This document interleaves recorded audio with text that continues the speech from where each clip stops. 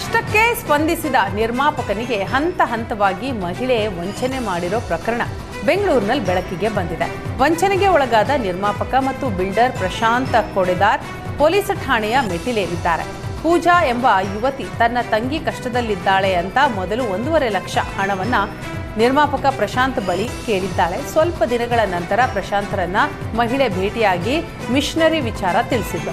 Christian missionary ಅವರು ಬಡವರಿಗೆ car ಹಂಚ್ತಾ ಇದ್ದಾರೆ, ಅರ್ಧ ಹಣವನ್ನ ನೀಡಿದ್ರೆ ಕಾರ್ ಸಿಗುತ್ತೆ, ಆದರೆ ಅವರ ಬಳಿ ಅಷ್ಟು ಹಣ ಇಲ್ಲ, ಹೀಗಾಗಿ ನೀವು ಇನ್ವೆಸ್ಟ್ ಮಾಡಿ, ಕಾರಿನ 50% ನಿಮ್ಮ ಹೆಸರಿನಲ್ಲಿರುತ್ತೆ, ಬಡವರು ಪೂರ್ತಿ ಹಣ ನಿಮಗೆ ನೀಡಿದ ನಂತರ ಕಾರು ಬಿಡಿಸ್ಕೊಳ್ತಾರೆ ಅಂತ ನಂಬಿಸಿದರು. ಈ ರೀತಿ ನಿರ್ಮಾಪಕನಿಗೆ ಹೇಳಿ 18 ಲಕ್ಷ ಆರೋಪಿ ಪೂಜಾ ಪೀಕಿದ್ದಾಳೆ.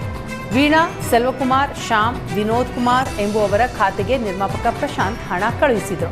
ಇದೀಗ ಹಣ ಸಿಗ್ತಿದ್ದಂತೆ ಮಹಿಳೆಯ ಸಹಚರರು ಉಲ್ಟಾ ಹೊಡೆದಿದ್ದಾರೆ. ನೀವ್ಯಾವುದು ಹಣ ನೀಡಿಲ್ಲ, ಹಣ ಕೇಳಿದ್ರೆ ಸುಮ್ಮನೆ ಬಿಡಲ್ಲ ಅಂತ ಬೆದರಿಕೆ ಹಾಕಿದ್ದಾರೆ. ಈ ಸಂಬಂಧ ಕೋಣನಕುಂಟೆ ಪೊಲೀಸ್ ಠಾಣೆಗೆ ಪ್ರಶಾಂತ್ ದೂರು ಕೊಟ್ಟಿದ್ದಾರೆ. ಶಿವಮೊಗ್ಗದಲ್ಲಿ ಅನ್ಯಕೋಮಿನ ವಿದ್ಯಾರ್ಥಿಗಳಿಂದ ಕೊಲೆಯಾದ ಅಪ್ರಾಪ್ತ ಸಂಕೇತ ನಿವಾಸಕ್ಕೆ ಸಂಸದ BY ರಾಘವೇಂದ್ರ ಭೇಟಿ ನೀಡಿದರು. ಕುಟುಂಬಕ್ಕೆ ಸಾಂತ್ವನ ಹೇಳಿ ಆರ್ಥಿಕ ನೆರವು ನೀಡಿದ್ದಾರೆ. ಇದೇ ವೇಳೆ ಹಲ್ಲೆಗೆ ಒಳಗಾದ ಗಿರೀಶ್ ಮನೆಗೂ BY ರಾಘವೇಂದ್ರ ಭೇಟಿ ನೀಡಿ ಕುಟುಂಬಕ್ಕೆ ಧೈರ್ಯ ತುಂಬಿದರು. ನಂತರ ಮಾತನಾಡಿದ ಸಂಸದರು, ಶಿವಮೊಗ್ಗದಲ್ಲಿ ಇಂತಹ ಘಟನೆಗಳು ದಿನೇ ದಿನೇ ಹೆಚ್ಚಾಗ್ತಾ ಇದೆ. ಸಣ್ಣ ವಯಸ್ಸಿನ ಹುಡುಗರು ಯಾಕೆ ರಾಕ್ಷಸಿ ಕೃತ್ಯ ನಡೆಸ್ತಾ ಇದ್ದಾರೆ? ಪೋಷಕರಿಗೆ ಮಕ್ಕಳನ್ನ ನಿಯಂತ್ರಿಸಲು ಆಗ್ತಿಲ್ವಾ ಅಂತ ಪ್ರಶ್ನೆ ಮಾಡಿದ್ದಾರೆ. ಮಕ್ಕಳ ಮನಸ್ಸಿನಲ್ಲಿ ವಿಷಬೀಜ ಬಿತ್ತಿ ಇಂತಹ ಪೈಶಾಚಿಕ ಕೃತ್ಯ ನಡೀತಾ ಇದ್ದು ಗಾಬರಿ ಹುಟ್ಟಿಸುತ್ತೆ.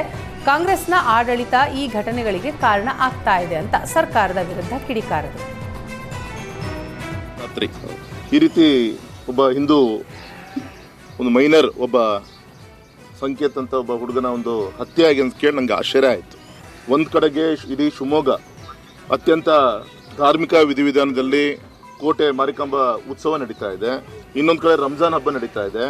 ಈ ಸಂದರ್ಭದಲ್ಲಿ ಕೇವಲ ಕ್ಷುಲ್ಲಕ ಕಾರಣಕ್ಕೆ ಆ ಸಂಕೇತ್ ಅಂತೇಳಿ ಪಾಪ ಹುಡುಗ ಇನ್ನು SSLC ಮೈನರ್, ಇನ್ನು 16 ವರ್ಷ, ಏನೋ ಮಕ್ಕಳ ಮಧ್ಯೆ ಏನೋ ಜಗಳ ನಡೀತಿದೆ ಅಂತ ಹೇಳಿ ಗಿರೀಶ್ ಅಂತ ಹೇಳಿ ಹುಡುಗನ ಬಿಡ್ಸಕ್ ಹೋಗಿ ಪಾಪ ಅವನಿಗೆ ಎದೆಗೆ ಗುದ್ದಿ ಪೈಶಾಚಿಕವಾದಂಥ ಒಂದು ಕೃತ್ಯ ನಡೆಸಿ ಹತ್ಯೆ ಮಾಡಾಗಿದೆ. ನಂಗೆ ಆಶ್ಚರ್ಯ ಆಗುತ್ತೆ, ಇಂಥ ಒಂದು ಸಂದರ್ಭದಲ್ಲಿ ಎಲ್ಲೋ ಒಂದು ಕಡೆಗೆ ಈ ಸಣ್ಣ ಹುಡುಗರುಗಳನ್ನ ಮುಂದಿಟ್ಕೊಂಡು ಈ ರೀತಿ ಅಂತ ಕೃತ್ಯಗಳು ಪದೇ ಪದೇ ಹೆಚ್ಚಾಗ್ತಾ ಇದೆಯಾ? ಯಾಕೆಂದ್ರೆ ಇದೇ ಸೂಳೆಬೈಲಲ್ಲಿ ಮೊನ್ನೆ 4 ದಿನ ಕೆಳಗೆ ಸುತ್ತಮುತ್ತ ಹಳ್ಳಿ ಮೇಲೆ ಬೈಕ್ಗಳನ್ನು ತೆಗೆದುಕೊಂಡು ತ್ರಿಬಲ್ ರೈಡಿಂಗ್ ಮಾಡಿಕೊಂಡು ಸುಮ್ಮನೆ ಕೋಲ್ ತಗೊಂಡು ಹೊಡ್ಕೊಂತ ಹೋಗಿದ್ದಾರೆ. ಅವ್ರನ್ನು ರಾಜ್ಯ ಸರ್ಕಾರ ಮಕ್ಕಳ ಜೀವದ ಜೊತೆ ಚೆಲ್ಲಾಟವಾಡ್ತಾ ಇದೆಯಾ ಎಂಬ ಪ್ರಶ್ನೆ ಎದ್ದಿದೆ. ಲಕ್ಷ್ಮೀ ಹೆಬ್ಬಾಳ್ಕರ್ ಕ್ಷೇತ್ರದಲ್ಲೇ ಅಂಗನವಾಡಿ ಮಕ್ಕಳಿಗೆ ಅವಧಿ ಮೀರಿದ ಸಿರಿಧಾನ್ಯ ಲಡ್ಡು ಪೂರೈಕೆ ಮಾಡ್ತಾ ಇರೋದು ಬೆಳಕಿಗೆ ಬಂದಿದೆ. 6 ತಿಂಗಳ ಹಿಂದೆ ಅವಧಿ ಮೀರಿರುವ ಪದಾರ್ಥಗಳ ವಿತರಣೆ ಮಾಡಿದ್ದಾರೆ. ಅಂಗನವಾಡಿಗೆ ಕನ್ನಡ ಪರ ಹೋರಾಟಗಾರ್ತಿ ಭೇಟಿ ನೀಡಿದಾಗ ಪ್ರಕರಣ ಬಯಲಾಗಿದೆ. 3 ಅಂಗನವಾಡಿ ಕೇಂದ್ರಗಳಿಗೆ ಹೋರಾಟಗಾರ್ತಿ ಕಸ್ತೂರಿ ಬಾವಿ ಭೇಟಿ ನೀಡಿದ್ದಾರೆ. ಈ ವೇಳೆ 2025 ಅಕ್ಟೋಬರ್ನಲ್ಲಿ ಅವಧಿ ಮೀರಿದ ಮಿಲೆಟ್ ಲಡ್ಡು ವಿತರಣೆ ಮಾಡಿದ್ದು ಬೆಳಕಿಗೆ ಬಂದಿದೆ. ಅಧಿಕಾರಿಗಳು ಅಂಗನವಾಡಿ ಸಹಾಯಕಿಯರ ವಿರುದ್ಧ ಆಕ್ರೋಶ ಹೊರಹಾಕಿದ್ದಾರೆ. ಅಧಿಕಾರಿಗಳನ್ನ ಕನ್ನಡ ಪರ ಹೋರಾಟಗಾರ್ತಿ ತರಾಟೆಗೆ ತೆಗೆದುಕೊಂಡಿದ್ದಾರೆ. ಶಿಕ್ಷಕನ ಕಿರುಕುಳಕ್ಕೆ ಬೇಸತ್ತು SSLC ವಿದ್ಯಾರ್ಥಿ ಆತ್ಮಹತ್ಯೆಗೆ ಯತ್ನಿಸಿದ್ದಾನೆ.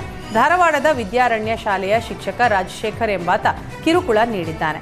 ಬೇರೆ ವಿದ್ಯಾರ್ಥಿಗಳಂತೆ ಹಣ ಕೊಟ್ಟು ಪ್ರಶ್ನೆ ಪತ್ರಿಕೆ ಪಡೆಯಬೇಕು ಅಂತ ಒತ್ತಡವನ್ನು ಹಾಕಿದ್ದಾರೆ. ಇಲ್ಲದೆ ಹೋದರೆ ಪರೀಕ್ಷೆಯಲ್ಲಿ ಫೇಲ್ ಮಾಡೋದಾಗಿ ಬೆದರಿಕೆ ಹಾಕಿದ್ದಾರೆ. ಅಷ್ಟೇ ಅಲ್ಲದೆ ಮನೆಯಲ್ಲಿರುವ ಹಣ ಮತ್ತು ಚಿನ್ನಾಭರಣಗಳನ್ನು ತಂದು ಕೊಡಬೇಕು ಅಂತ ಬೆದರಿಕೆ ಹಾಕಿದ್ದಾನೆ. ವಿದ್ಯಾರ್ಥಿ ಹೆದರಿ ಹಣ ಮತ್ತು 80 ಗ್ರಾಂ ಚಿನ್ನದ ಸರವನ್ನು ಶಿಕ್ಷಕನಿಗೆ ಕೊಟ್ಟಿದ್ದಾನೆ. ನಂತರ ಈ ಕುರಿತು ಅಭಿಷೇಕ್ ತನ್ನ ಪೋಷಕರಿಗೆ ಶಿಕ್ಷಕನ ಕಿರುಕುಳದ ಬಗ್ಗೆ ಹೇಳಿದ್ದಾನೆ. ಶಿಕ್ಷಕನ ಬಳಿ ವಿಚಾರಣೆ ಮಾಡಿದಾಗ ಪೋಷಕರ ವಿರುದ್ಧ ಕೇಸ್ ಹಾಕೋದಾಗಿ ಶಿಕ್ಷಕ ರಾಜಶೇಖರ್ ಬೆದರಿಕೆ ಹಾಕಿದ್ದಾನೆ. ತಂದೆ ಮೇಲೆ ಕೇಸ್ ಹಾಕ್ತಾರೆ ಅಂತ ಭಯಪಟ್ಟು ಅಭಿಷೇಕ್ ವಿಷ ಸೇವಿಸಿದ್ದು ಆಸ್ಪತ್ರೆಯಲ್ಲಿ ಸಾವು ಬದುಕಿನ ಮಧ್ಯೆ ಹೋರಾಟ ನಡೆಸ್ತಾ ಇದ್ದಾನೆ.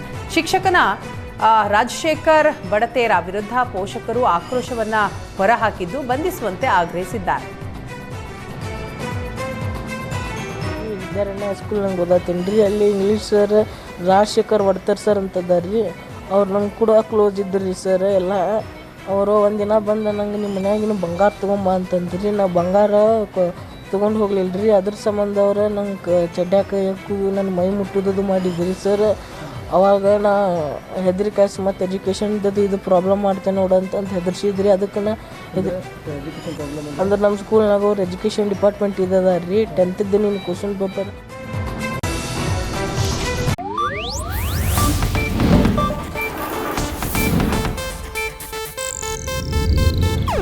ಇದು ಏಷ್ಯಾನೆಟ್ ನ್ಯೂಸ್ ನೆಟ್ವರ್ಕ್ ಪ್ರಸ್ತುತಿ.